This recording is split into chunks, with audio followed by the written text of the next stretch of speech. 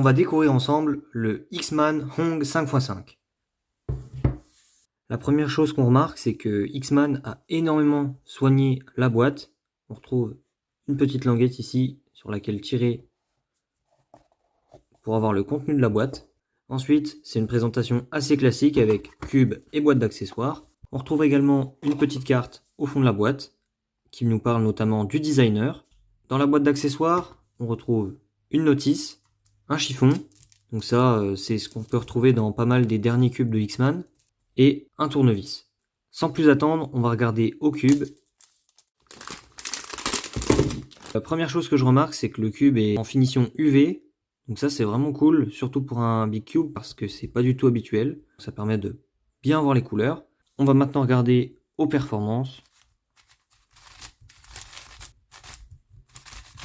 Globalement, le cube est très sec. Ça se sent vraiment à toutes les rotations, on sent que ça accroche bien. Par contre, il est assez desserré et ça, vous avez certainement dû le voir, j'ai failli faire un pop. Au niveau du corner cutting, c'est vraiment très bon. Il y a vraiment des niveaux vers lesquels il ne faut pas aller non plus parce que c'est beaucoup trop en demandé au cube. Au niveau du corner cutting pour les tranches externes, vous voyez que là, ça devient un petit peu plus difficile, mais ça passe quand même si on force. Donc vraiment, il n'y a pas trop de problème. Et au niveau du corner cutting reverse, ça bloque un petit peu, mais c'est la même chose. Si on force un peu, ça passe. Donc à voir en le lubant ce que ça donne. Et au niveau des tranches internes, il y en a un tout petit peu en reverse, mais c'est pas quelque chose sur lequel on force en résolution.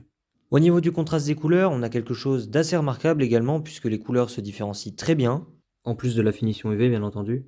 Cette finition UV donne d'ailleurs un très bon grip au cube.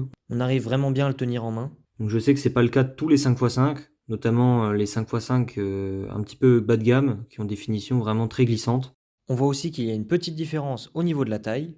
Je ne sais pas si cette différence de taille plaira à tout le monde. En tout cas, moi j'avais un petit peu de mal à maintenir le 5x5 sans que ce soit vraiment extrême. Mais le fait d'avoir un 5x5 un tout petit peu plus petit devrait m'aider. Pour vous montrer un petit peu plus en détail le mécanisme, je vais le démonter et j'en profiterai pour mettre un petit peu de lube et enfin vous montrer les performances une fois lubé. Le cube a beau avoir l'air très desserré, retirer une pièce est assez compliqué, donc finalement le fait d'avoir des pops en résolution doit être vraiment assez rare. Au niveau des caps que j'ai essayé de retirer, elles tiennent vraiment bien, donc il n'y a pas de souci à ce niveau-là en résolution.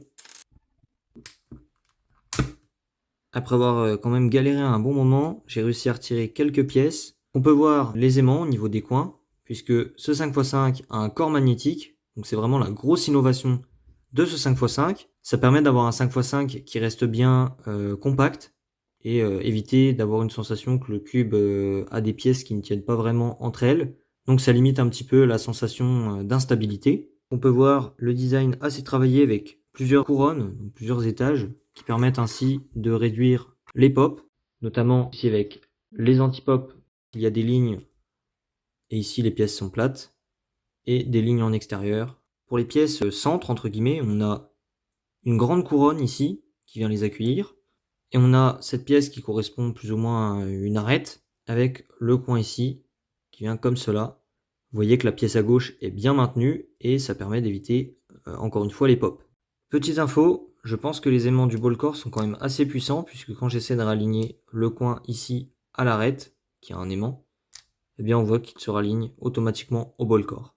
Je viens de mettre du lube dedans afin de voir ce que ça peut donner en utilisation normale et le feeling est très doux, c'est vraiment quelque chose que j'apprécie, que ce soit au niveau des tranches internes ou externes. Et au niveau des performances, on a quelque chose qui est vraiment impressionnant. Il y a très peu de problèmes de pop, donc vous voyez qu'ici si je force, je vais créer donc cette pièce qui va se décaler, mais il y a juste à replacer cette pièce-là au bon endroit, et après, on peut continuer notre solve sans problème. Donc c'est vraiment un très bon travail de la part de chez X-Man. Après, et on peut se demander si ce cube est mieux que les autres 5x5 actuellement sur le marché. Je n'ai pas les derniers 5x5 qui sont sortis, mais j'ai eu l'occasion de les tester tous en compétition. Et ce que je peux vous dire, c'est que ce cube est au moins aussi bon que les autres cubes déjà sur le marché. Si le 5x5 que vous avez commence un petit peu à dater, ça peut être intéressant de tester ce 5x5, d'autant qu'il amène le ball core et la finition UV qui sont vraiment un plus.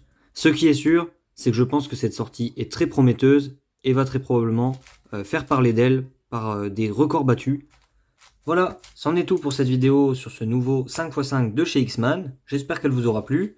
Si c'est le cas, n'hésitez pas à mettre un like à la vidéo, à vous abonner à la chaîne AtouCube si ce n'est pas encore fait. Vous pouvez également aller faire un tour sur la chaîne TwinsCuber, sur laquelle nous réalisons des vidéos régulièrement.